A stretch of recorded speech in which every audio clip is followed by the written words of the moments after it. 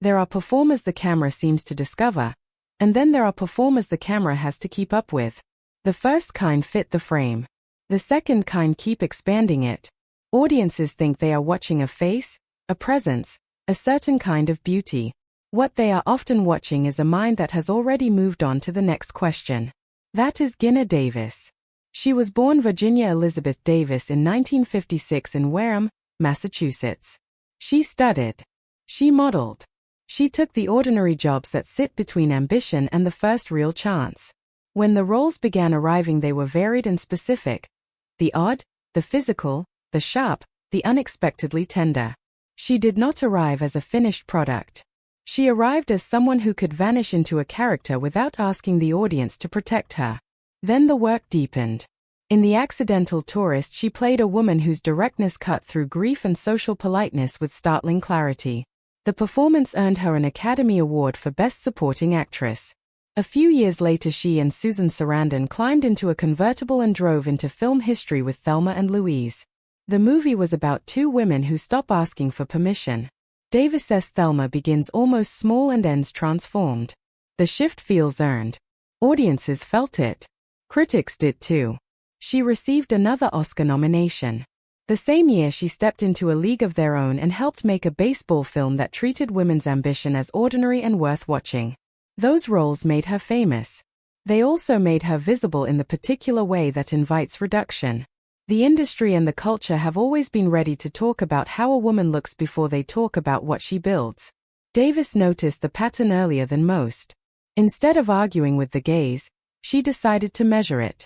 In 2004, she founded the Geena Davis Institute on Gender in Media.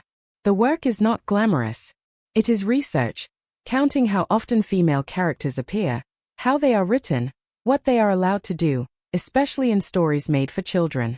For more than 20 years, the Institute has handed data to studios and creators, showing the imbalance in plain numbers rather than speeches. It has changed conversations inside the industry. The advocacy is not a late career side project. It is the long continuation of the same instinct that made Thelma interesting, the refusal to accept the smaller version of the story. Outside the film, she has lived with the same quiet intensity. She is a member of Mensa. She reached a high national ranking in archery and competed at a level that places athletes in Olympic consideration.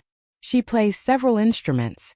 None of these details define her public identity, yet they sit naturally beside the acting and the research. They point to a person who treats curiosity as a daily practice rather than a performance.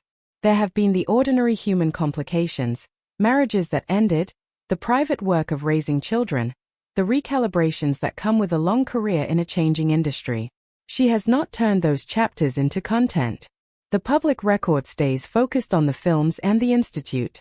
That restraint feels intentional. Geena Davis's path does not follow the familiar arc of discovery, peak, and soft decline. It follows the slower line of someone who kept choosing the more interesting problem.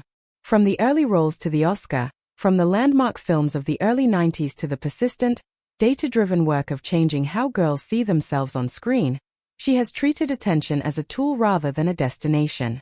In a culture that still prefers to measure women by the surface first, she continues to offer a different example. The long game of substance, evidence, and presence that does not need to raise its voice. The image may still turn heads for a moment.